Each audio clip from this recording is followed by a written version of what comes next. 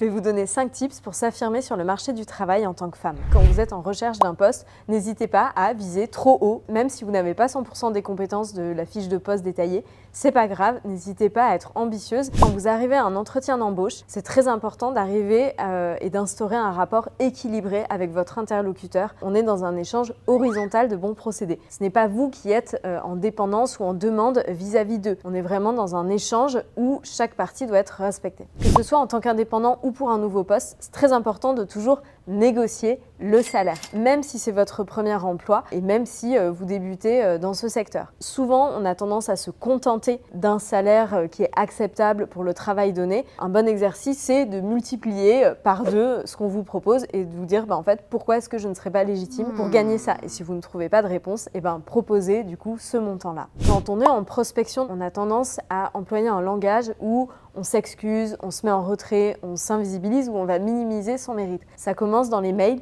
Quand on écrit « je me permets de vous écrire aujourd'hui ». Le verbe « permettre », il faut le rayer, ça vous fait des phrases à rallonge et surtout, ça vous place comme un sujet autorisé au lieu de dire simplement « je vous écris » de façon affirmée et beaucoup plus assertive.